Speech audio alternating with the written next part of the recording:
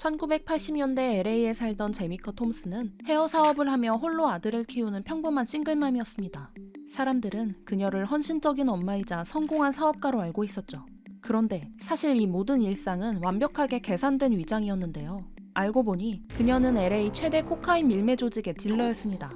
낮에는 아들을 학교에 데려다주고 밤에는 코카인을 미 전역에 유통시켰죠.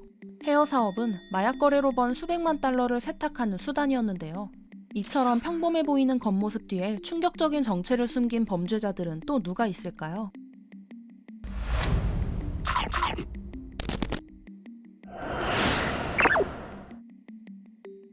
베리 랜도는 미국에서 가장 유명한 유물 수집가이자 대통령 역사 전문가였습니다.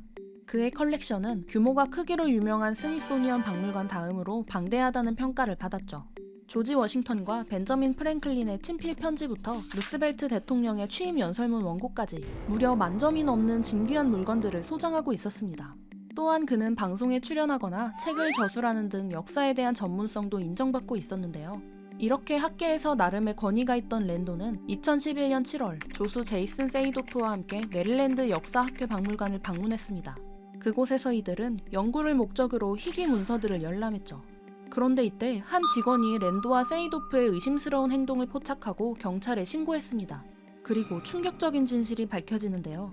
경찰이 이들이 사용 중이던 박물관 사물함을 수색하자 79점의 도난 문서가 쏟아져 나온 것입니다. 이 사건을 계기로 FBI가 그의 아파트를 수색하게 되었고 결국 모든 비밀이 드러났죠. 알고 보니 그가 자랑하던 10,000점의 컬렉션 대부분이 모두 전국의 박물관에서 훔친 것들이었는데요. 그렇게 당시 63세였던 그는 7년의 징역형을 선고받았고 그가 훔친 물건들은 원래 소장처로 돌아갔다고 합니다. 1997년 스페인 어느 보호소에 한 소년이 이송되었습니다. 자신의 이름이 니콜라스 바클리라고 밝힌 그는 3년 전 텍사스에서 실종된 13세 미국 소년이었죠. 바클리의 가족들은 기적이 일어났다며 기뻐했는데요. 그는 아동 성매매 조직에 납치되어 끔찍한 학대를 당했다고 울먹이며 말했습니다. 게다가 납치범들이 준 약물 때문에 파란 눈이 갈색으로 변하고 3년 이상 영어 사용을 금지당해 미국식 억양도 잃었다고 말했죠. 그래도 살아 돌아왔음에 감사하며 가족들은 그를 따뜻하게 받아주었고 5개월간 평화롭게 지냈습니다. 그런데 사실 그는 3년 전 실종된 바클리가 아니었습니다. 진짜 정체는 바로 프레데릭 브루댕이라는 23세의 프랑스인이었는데요. 카멜레온이라는 별명을 가지고 있었던 그는 500개가 넘는 가짜 신분을 훔쳐온 연쇄 신분 도용범이었습니다. 그는 오직 타인의 가족이 되어 사랑받고 싶다는 욕망으로 실종 아동들을 사칭하고 다닌 것이었죠.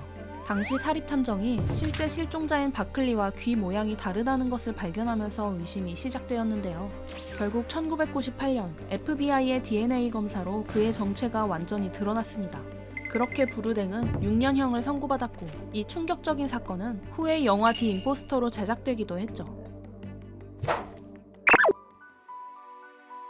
캐나다 공군의 데이비드 러셀 윌리엄스 대령은 23년간 흠잡을 데 없는 군인으로 평가받았습니다. 그는 캐나다 총리와 영국 여왕이 탑승하는 VIP 수송기의 베테랑 조종사였죠. 기지 사령관으로서 부하들의 존경을 받았고 지역사회에서도 모범적인 리더로 알려져 있었습니다. 그는 아내와 함께 조용한 교회 마을에 살며 이웃들과도 친하게 지냈는데요. 그런데 2010년 2월 아주 충격적인 진실이 드러났습니다. 바로 한 여성의 실종 현장에서 발견된 타이어 자국이 러셀의 차와 일치했던 것이죠. 이는 사건의 결정적인 단서였고 경찰 조사 결과 몇 년간 숨겨져 있던 비밀들도 속속들이 밝혀졌습니다. 알고 보니 러셀 윌리엄스는 2007년부터 82건 이상의 가택 침입을 저지르며 여성들의 속옷을 훔쳐왔던 것인데요. 훔친 속옷을 입고 사진을 찍는 것에서 시작된 그의 범죄는 점점 악화되었죠. 심지어 2009년과 2010년에 2명의 여성을 성폭행하고 살해했다는 사실까지 밝혀졌습니다. 10시간의 신문 끝에 모든 범죄를 자백한 그는 종신형을 선고받았는데요. 존경받던 사령관의 추락은 캐나다 사회 전체에 충격과 불신을 안겨주었습니다. 1980년대 캘리포니아 글렌데일 소방서의 존 레너드 오원은 모두가 인정하는 유능한 방화 수사관이었습니다. 화재 원인과 발화 장치를 정확히 찾아내는 그의 능력은 타의 추종을 불허했죠. 40명 이상의 방화범을 검거했다고 자랑하며 동료들의 존경을 받았습니다. 1984년 사우스 패서디나 철물점 화재로 4명이 사망했을 때도 그는 현장에 가장 먼저 도착했는데요. 다른 수사관들이 전기 화재로 결론 내릴 때 오직 그만이 방화라고 정확히 지적했습니다. 그런데 사실 그가 방화를 정확히 알아본 이유는 자신이 불을 지른 범인이었기 때문이었죠. 그는 1984년부터 1991년까지 약 2,000건의 화재를 일으킨 캘리포니아 역사상 최악의 방화범이었는데요. 담배와 성냥을 이용한 간단한 시한 장치를 만들어 철물점과 공예품점에 몰래 설치하는 방식으로 범죄를 저질러 왔습니다. 그는 낮에는 화재를 수사하고 밤에는 직접 불을 지르는 완벽한 이중 생활을 했는데요. 심지어 자신의 범죄를 소재로 포인트 오브 오리진이라는 소설까지 썼습니다. 결국 1991년 발화장치에서 발견된 지문이 그의 것으로 밝혀지며 체포되었고, 그렇게 한 방화범의 이중 생활이 세상에 드러났습니다.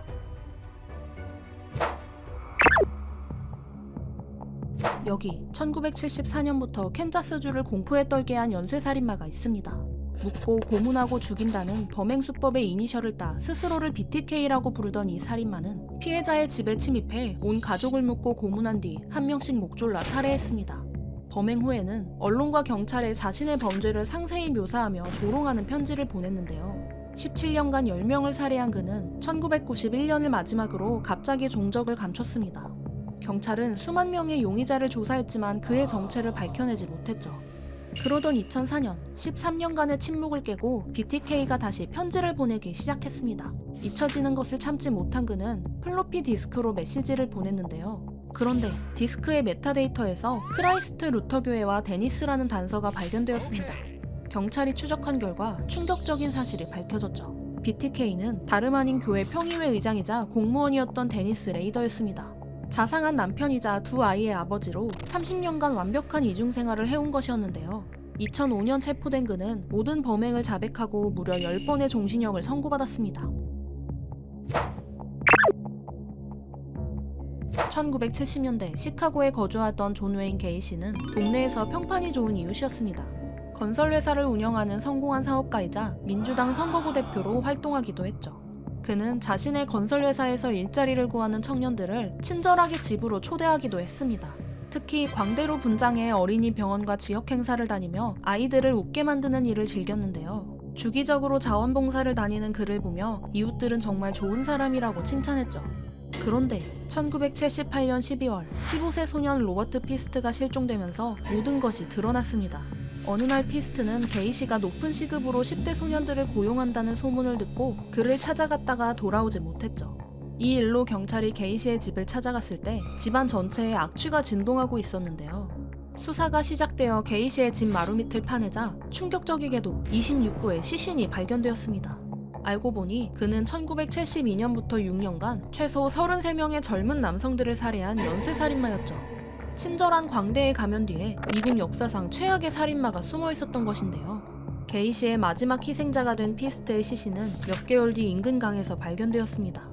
그렇게 게이시는 1994년 사형이 집행되었고 살인 광대라는 이름으로 역사에 남게 되었죠.